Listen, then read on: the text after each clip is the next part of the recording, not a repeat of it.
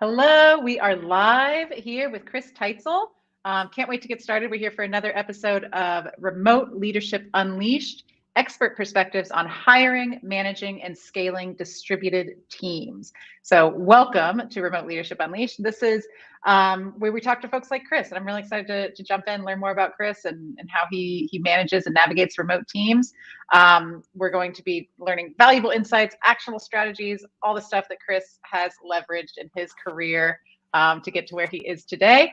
But first, Quickly Hire is the fastest way to add vetted freelancers to your team. At Quickly Hire, we understand the importance of assembling top-tier talent for your business, whether you need a developer, content marketer, designer, virtual assistant, or any other technical or creative talent. We've got you covered. We just announced, if you follow us on LinkedIn or YouTube or wherever you're watching this, we just announced we've got social media managers on there now, PPC, paid ad specialist, an SEO specialist in the network. So if you're looking for any of that talent to add to your team in the form of contractors and freelancers, reach out to us. We'd love to talk about that. Our platform connects you with highly vetted freelancers who are going to match your budget, your requirements, ensuring you find the perfect fit for your team. So with that aside, today we've got Chris Teitzel joining us. Chris is the founder and CEO of CellarDoor and Lockr and Source. Chris, I was looking at the about page on CellarDoor, and you've got team members all over the world. From all over the world, yeah. Washington, you've got quite a few. You've got some in Michigan, Colombia, as in the country of Colombia, Hawaii, and Costa Rica, all over, everywhere. All right, so Croatia, Belgium, India. Yeah, just kind of all over.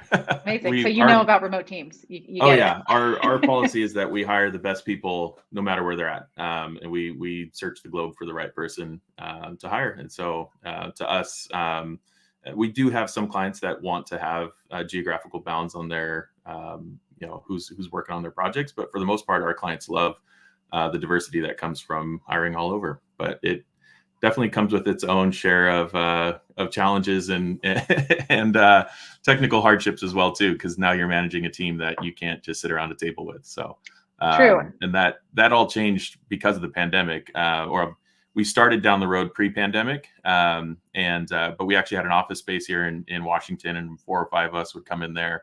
But since the pandemic, we shifted full remote. We had employees go digital nomad and start traveling. We had, and then we had opportunities to hire kind of all over. And so our team spread very quickly, very, very broadly. So, yeah.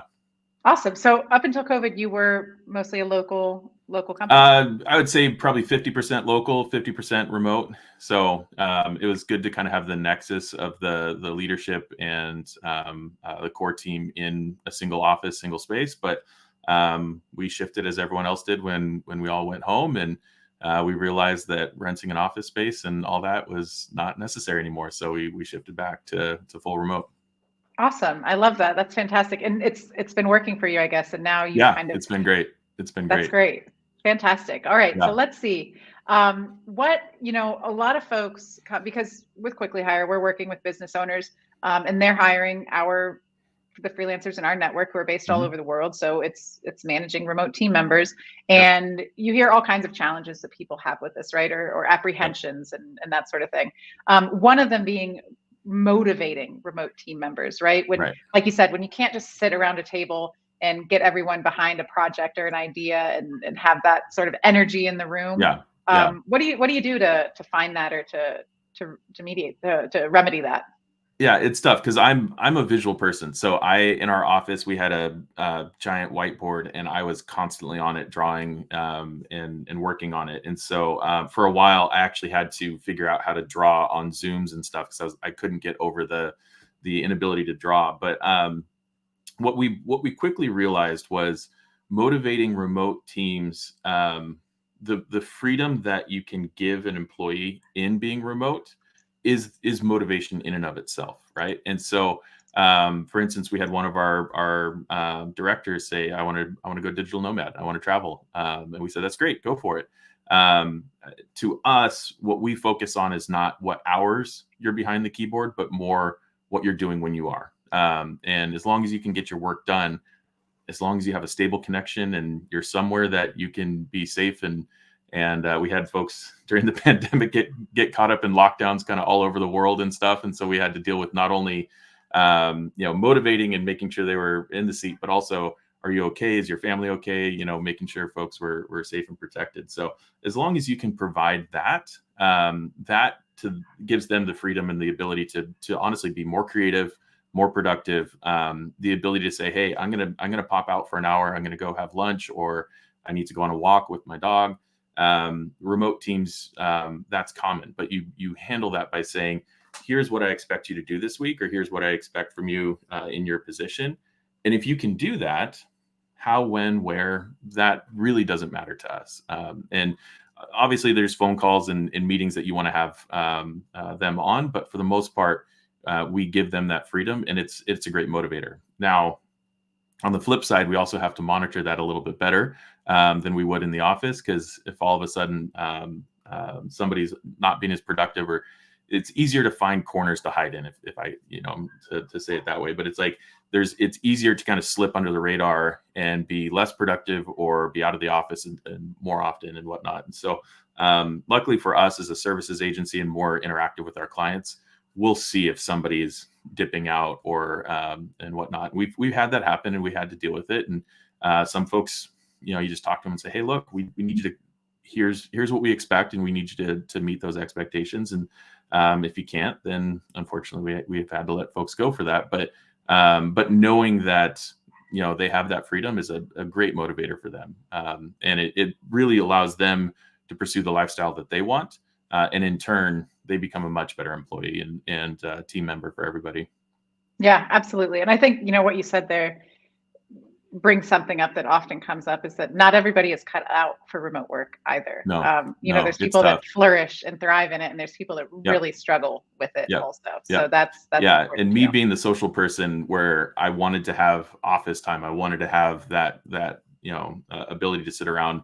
When we were in the office, we actually had a policy about, because nobody releases code on a Friday afternoon. It's just silly to do so. And so we would actually walk to one of the local breweries, grab some growlers, and come back, sit around the conference table, and just kind of all work together in a happy hour fashion. And we've kept that going.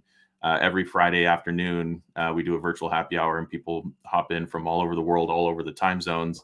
And the only policy is no work talk. And so folks are sharing, what are you barbecuing this weekend? What projects are you working on? The most recent movies or video games or whatever's going on. And I think that was another thing for us to find and kind of get in the mix, was, how do we encourage that camaraderie that you get from being around folks in an office space when you can't provide that office space? And so we do our happy hours every Friday, and that's just a free time for folks to hang out.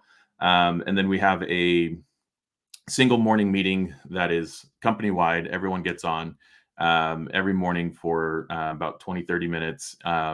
And we specifically segment it into 10 minutes of just what's going on in the world. What are you talking about? Water cooler talk, just hang out, have fun.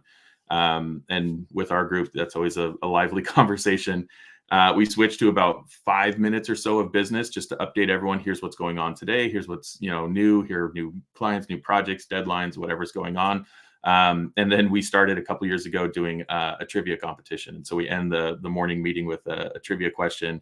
We keep points, and then, I'm not going to brag, but that bulldog statue right there, that's the trophy for the trivia winner. So I won last year's trivia, and this year I'm not doing too good. So, but it's fun, and everyone gets to participate. And so we have to find ways to encourage. No one wants to get on a morning meeting every single morning. But if all of a sudden it's like, hey, there's some trivia involved, there's some camaraderie there's some competition, everyone shows up. So yeah, I love that. That's a great tip there, to include and weave in fun and socialization and all of that as well, to keep people engaged and motivated. I think that probably goes a long way for motivation.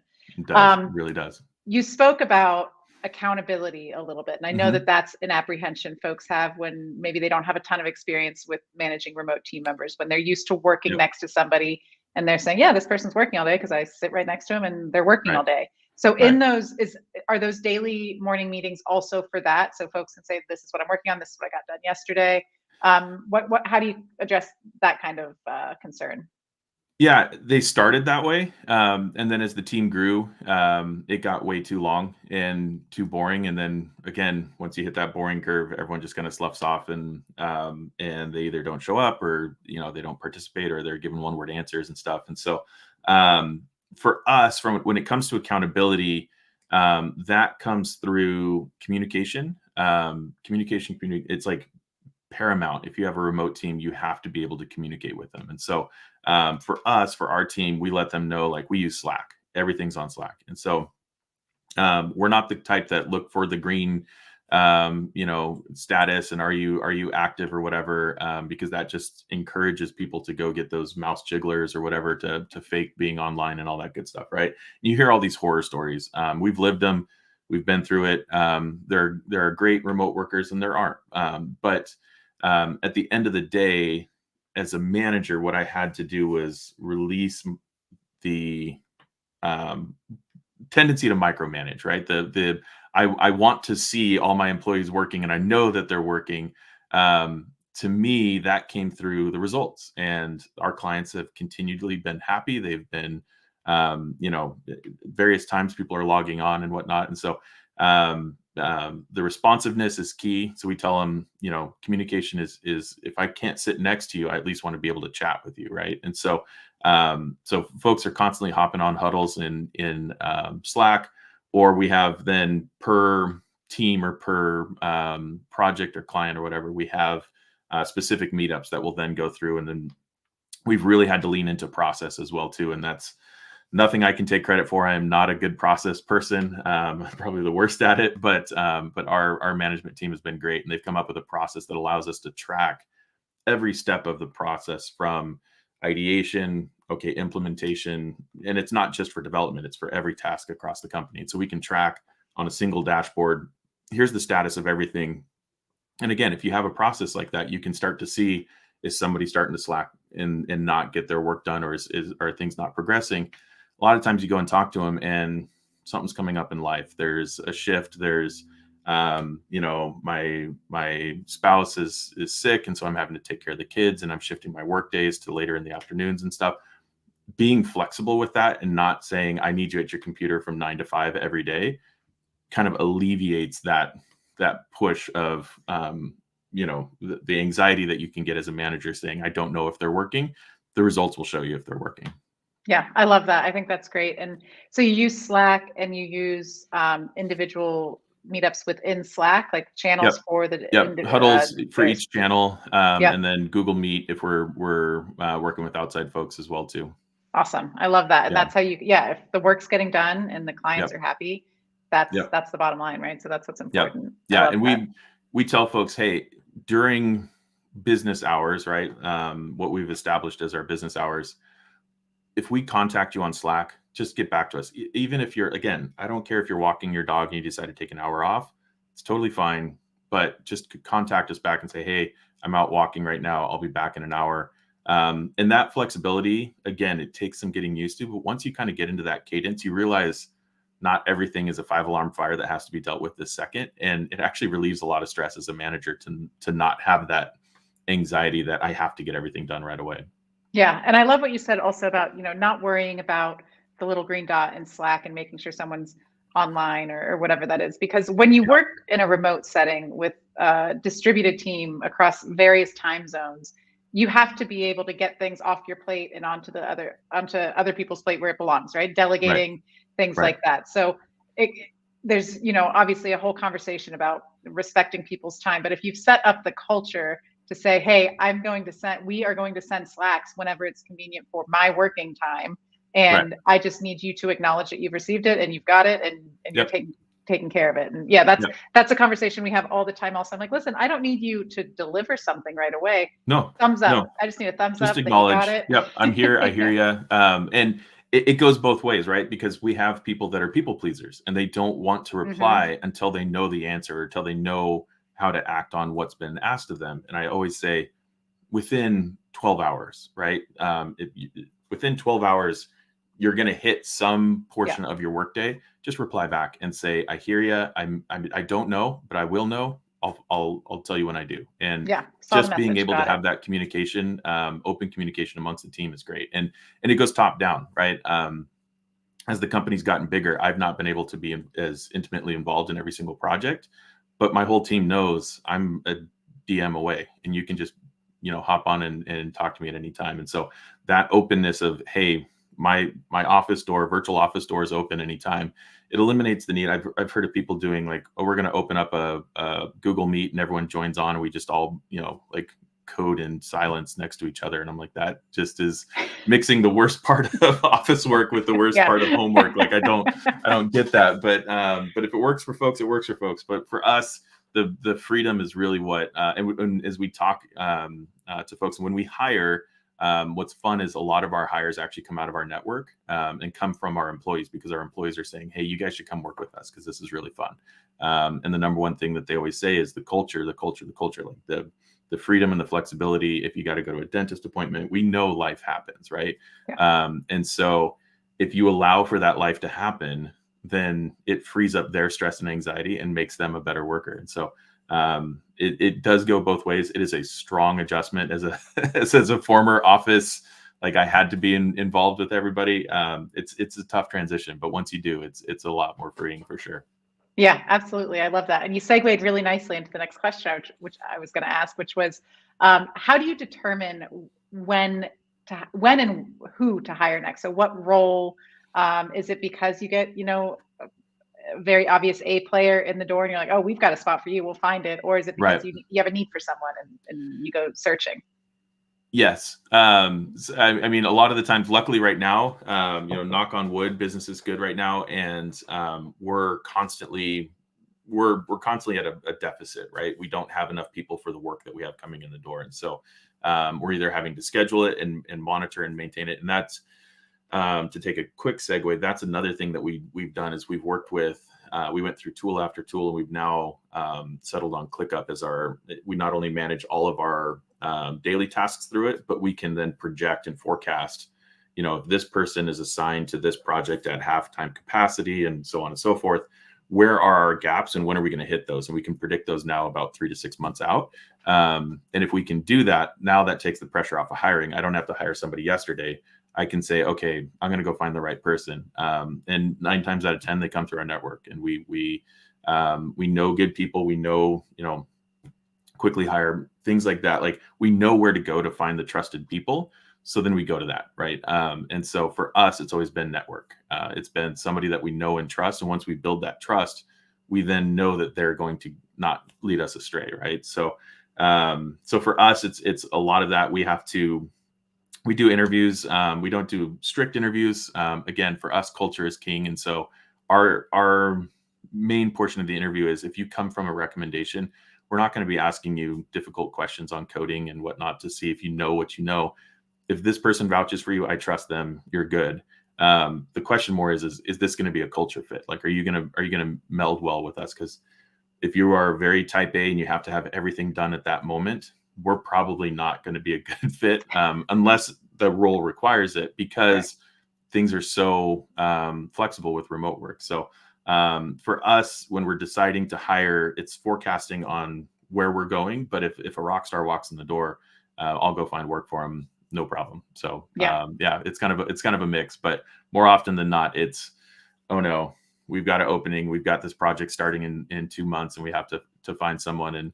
And so normally when we hire in, we'll bring somebody in and have them work on a couple projects alongside other folks, so that when it comes time to move to that new project, the team's already kind of gelled together and we're not just like dumping a bunch of new people into a project.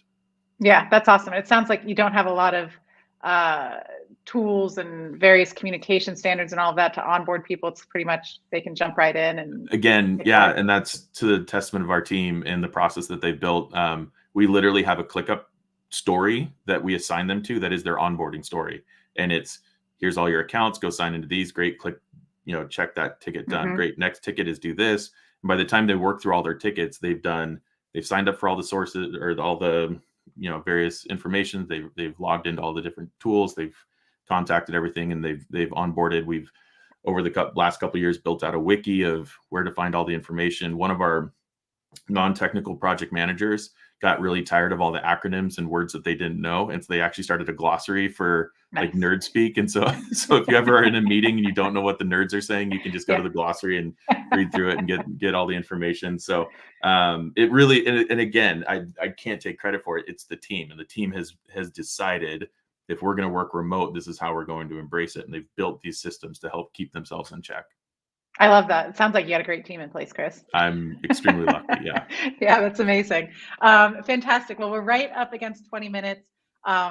A lot of really great stuff here you shared. It sounds Yeah. like to me, and this is often the case in these interviews, that communication is the biggest Key. Yeah. Yep. paramount to Yep. successful remote teams.